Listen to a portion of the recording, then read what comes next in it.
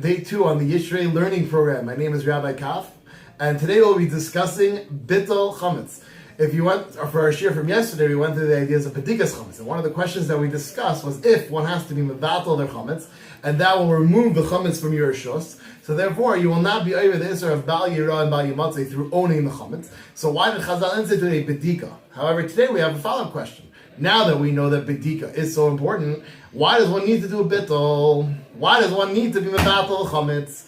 So you'll tell me, Rabbi Kaf, I know exactly why you have to do Bitul Chometz, because you're going to find Chometz in your house that will belong to you, and then you're going to be over on Bal Yirah Bal Yimatzeh.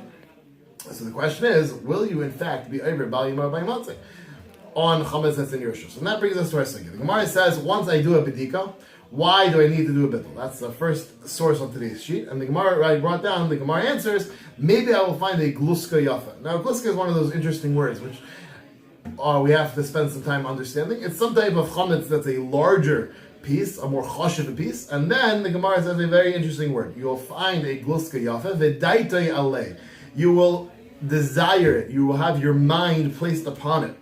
Rashi there explains. Rashi says, what is the idea of a Gluska Yafa? Rashi says, chashuva. It is a very expensive, it is worthwhile, it is delicious, perhaps a brioche roll, not just a plain Berman's bread, but brioche, or perhaps challah is always very better than plain angel's bread.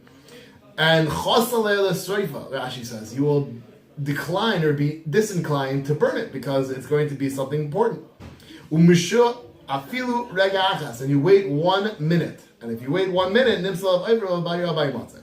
So comes along that Rashi says that a very fascinating thing. Rashi says, if I would wake up and find the Gluska Yafa and burn it, then I would not be over Bal Yirah Bal Yimatzeh. However, if I decide to think about it and I consider keeping it and I desire it even for 1 minute, I'm up the creek over Bal Yirah Bal Yimatzeh. So therefore, I need to Bittul. Once I removed the Gluska Yafa from my Rishos, I removed everything that's in my Rishos from my Rishos, and therefore, I will not be over Bal Yirah Bal Yimatzeh. Now that is a very mechudesh geshita. If you look at the Taisus that we brought, Taisus seems to disagree with that vehemently. Taisus says, why?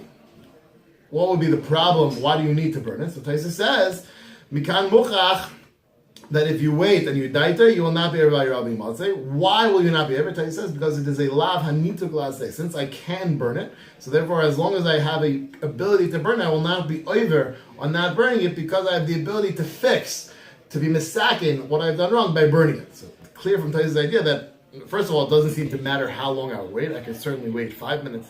I can certainly wait as long. Calls the man that I have the ability to burn it. I will not be able to buy Rabbi Matzeh. And that's an important machlekes Rashi Taisus. According to Rashi, if I desire it even for 1 minute, I'll be able to buy Rabbi Matzeh. Taisus says no. I will not be over it for 1 minute. Calls the man that I have the ability to burn it. As long as I have the ability to fix what I've done wrong through burning the chametz, I will be okay and not be over Bal Yirah Bal Yimatzeh. Now that's the first topic of Bittul. Now the second topic of Bittul, which we need to discuss, is how does Bittul work? Bittul is an ability of removing or taking the chametz outside of my possession, outside my rishos. And how does one do that? How does one remove something from your rishos? It's not as simple as it sounds. If something belongs to me, I'm responsible for it, right? Just because I walked away or because I put it out in the middle of the street does not make it not mine. For example, if I have a very dangerous item and I put it in the middle of Rishos Rabim, not only is that object still mine, but I am now responsible for anything that object does wrong, right? That's this idea of shar, the idea of bar.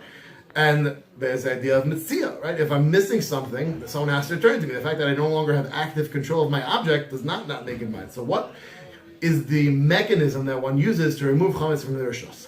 Rashi says, "T'chsiv b'digas chametz lamishem b'yirah b'yimatzeh im mesiach daitei mash im mesiach daitei minei." If I remove the chametz from my mind, mash v'lei ke'afra, and I make the chametz in my mind like dirt, v'amar kol chamid b'yisei hadin, that is the way of doing Bittul. Rashi says the way that I remove my chametz is through a mental calculation. I need to mentally remove the chametz from my rishos. I need to say this thing is unimportant. It has now become valueless. and I have now, in my mind, made it worth nothing, and that removes it from Rishus. Now that sounds like a very complex thing to do. In fact, if you remember from yesterday's shir, when we were discussing why, according to Rashi, you would need to do Bidika, so the Ran explains that Bittul is something that's very, very difficult to do. So therefore, you would not be able to do it.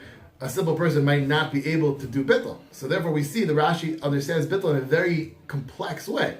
And the other idea of Bittul, for example, brought in Taisus, is that Taisus says that Bittul works through a simple idea of Hefker. Just like I have the ability to allow other people to buy it, so too, I just like Hefker, I have the ability to remove something in my Rishus, and other people can take it away from me. So too, Bittul, I have the ability to remove something in my Rishus. Now the problem is, Hefker, in a normal way, allows someone to take it from me, but doesn't necessarily remove it from my Rishus. Just because somebody has the ability to take it away, doesn't mean it's not mine. It just means that my ownership no longer prevents you.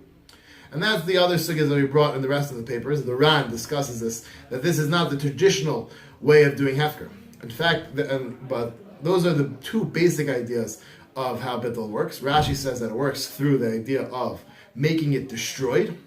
Taisus says that it works through making Hefker. The Ran brings down a third shita, which is that once something becomes aser to use, so the thing itself becomes valueless. So Chometz, once Pesach starts, becomes worthless. Once something becomes worthless, so you've removed it, it's been removed by itself from your Rishus. So why is anybody going to ever value your Abba Yimatzeh if it is valueless? So the Ran explains that Chazal put it back into your Rishus. Chazal said, this Chometz that was yours, even though now it's ownerless, even though now it's valueless, belongs to you. So the Ran says a third sheet. He says, how does Bittul work? Bittul works by a proclamation that says, I don't want this to come back to my Rishus. Chazal only said that it comes back in Rishus in a regular case. If I speak up and say, Ka'afar da'ara, then Chazal will not be part of the exer to put it back in my Rishus. So therefore, the mechanism that removes it from my Rishus is the fact that it's valueless. And my proclamation of Bittul is simply a proclamation to say I don't want it back. And this is a halach l'meisa shayla, because the way we do it is the koch amira, the isek levato the ka'afar ta'ara is basically working with Shitas Rashi. We're saying this chametz should be dirt, and the Mishnah Berurah adds in that it says even though the words themselves function through Rashi, however, even though the words are functioning Rashi, this lashon also works through the hefker, because by making it valueless, it also becomes free for anyone to take away. Have a wonderful day.